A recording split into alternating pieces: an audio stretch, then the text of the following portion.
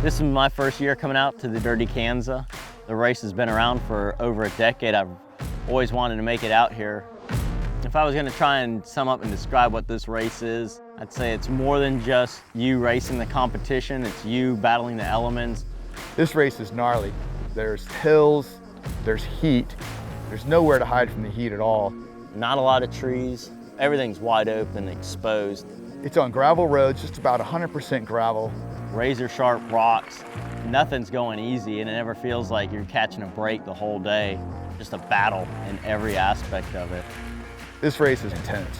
Well, I wouldn't say intense. It's just f***ing hard. Let's see if we can figure out how to do this. Woohoo! Little Dirty Kanza prep here. People probably wonder what kind of stuff you get into to train for a big race like this. So for me, I wind up doing a lot of racing. Croatan Buck 50, that was a 150-mile gravel race. Southern Cross is another 70-mile gravel race. But anyways, a lot shorter than 200. When you start racing a whole lot, it gets really tough to stack on a lot of training onto that because you still need to really focus on recovery. It's gonna be hard to get in the exact time to train for 200 miles other than just getting out on the gravel bike and doing rides on that. That's gonna be one of the best ways to get out and do it.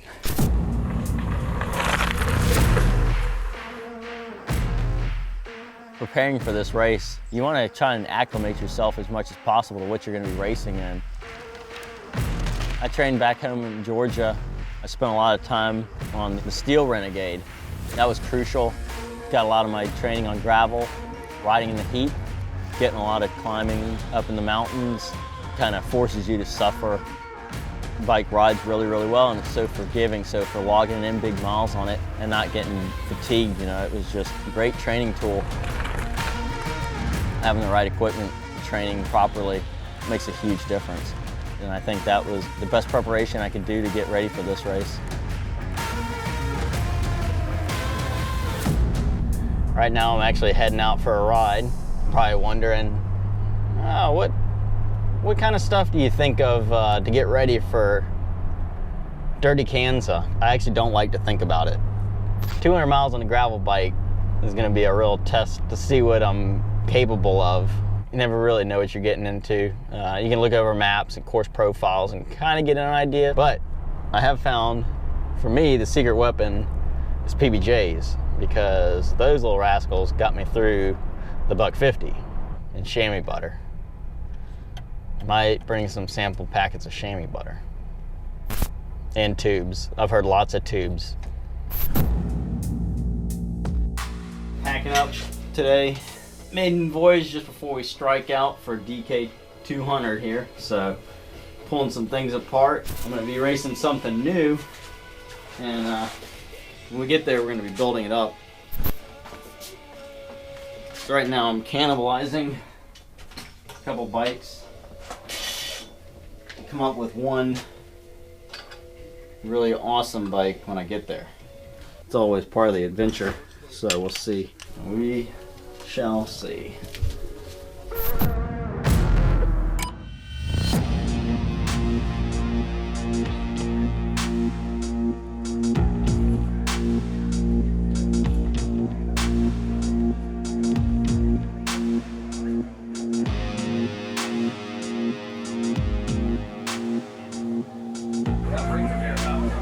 I worked very closely with TC at Jamis. He's the product manager for the roadside.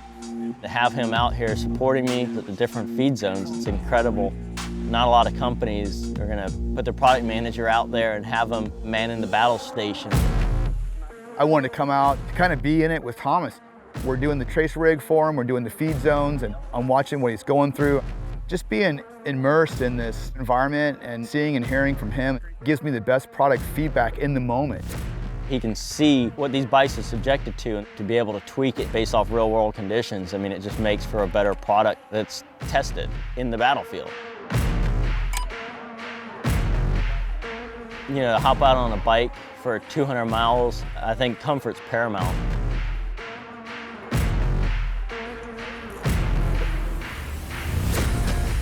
When it came to be go time, the Carbon Renegade was definitely the bike to choose because it's so light and fast.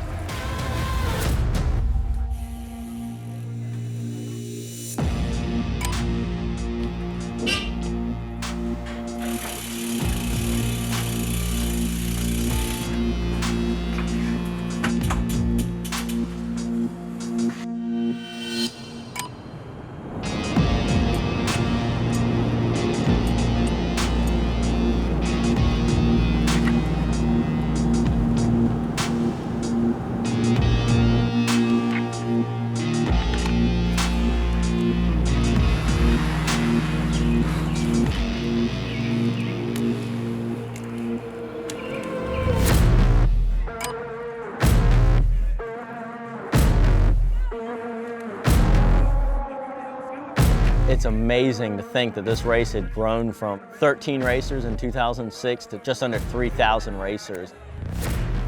You get on the starting line and you look back and it's just a sea of people.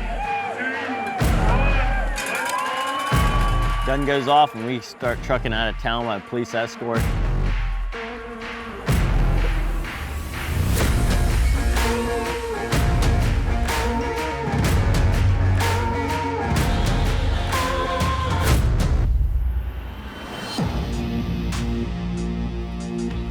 Hit the first little gravel road.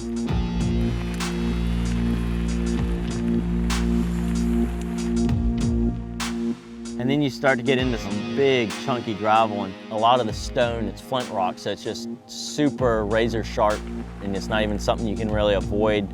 It just wreaks havoc on everybody's tires.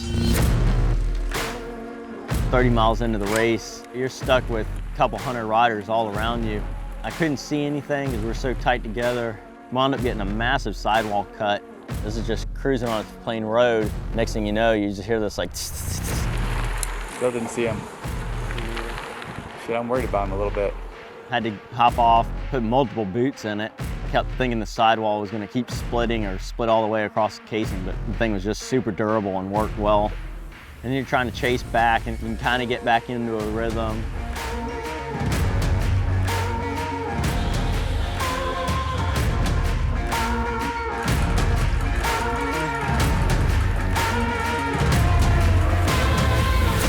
Mile 65 in, I got to the first aid station. What can I do for you? And swapped out bottles, got a camel back. How's it going, Thomas? This is how good. Oh, Oh, geez. I got some patches. Oh my God. All right, thank you. Okay, buddy.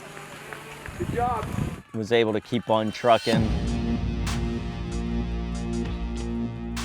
That was the nice thing racing early in the morning is the sun hadn't come up, but once the sun got up high, then you could really feel the wind start to pick it up, and that sun was just baking on you. You're just dying from heat. The course, it's very similar, so throughout the whole day, you race for a few miles, you make a left or you make a right, and then you go again and you race for a few miles, and it's just turn after turn on like a grid course.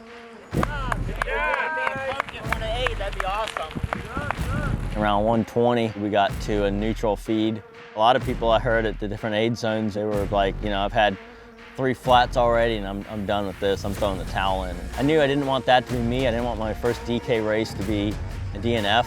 I needed to see this thing through the end, and as the miles ticked away, it just got more and more easy because you kept thinking to yourself, man, I've gone 120 miles, 80 more to go. Shortly thereafter, I flatted again on something. That was the last tube I had, so I had to nurse it in and play it as cautiously as I could. And then you hit these creek crossings where you could pick up debris going through there. I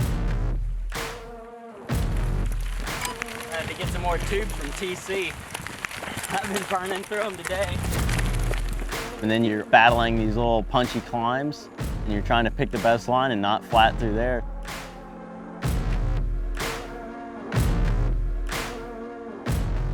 Then you start rolling. Next 8 at mile 150. And man, that was just awesome. Got water, got some Coke, restocked supplies. Yeah, Ziploc bag, and it's got 1 tube and 2 CO2s. Just trying to stay cool, trying to take in as much fluids as possible. All right, buddy. Thanks. Have a good one.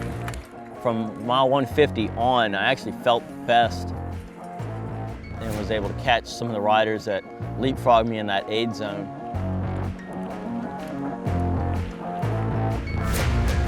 I started to feel good and I could get back into a rhythm. The carbon Renegade was phenomenal, you know, it helped really absorb a lot of that vibration and save my lower back. Even with the heat and the terrain, the rough roads, the fatigue was non-existent. Absolutely amazingly comfortable bike.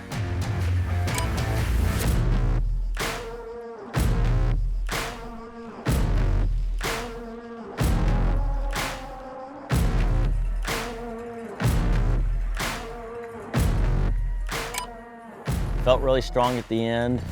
Felt great to pull it off and finish it.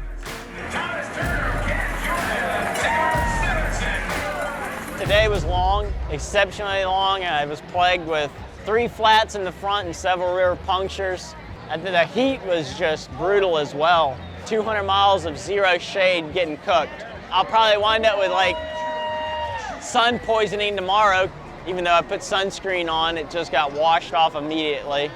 I think a lot of people wonder, is this race fun? Or they ask, why did you do it? I don't think it's about fun. I think it's about the experience. You know, the leaders are probably finishing this thing in 10 hours, and you're gonna have people coming in at 3 a.m. It's about self-accomplishment and proving to yourself what you can do and what you're capable of. I wound up coming in just under 12 and a half hours. That put me for the top 50. I was hoping to pull off an 11-hour time, and I think that was completely reasonable. A lot of people I've talked to in the past, they've been out, they may not have finished the race, but they come back, they have to do it and they have to finish it. So just to come out for the first time, finish it, do pretty well, I'm happy with it. It was a great experience. It turned out to be a fantastic event. All right. Whoa, look out now. So, another exciting story in the gravel world. Have a good one.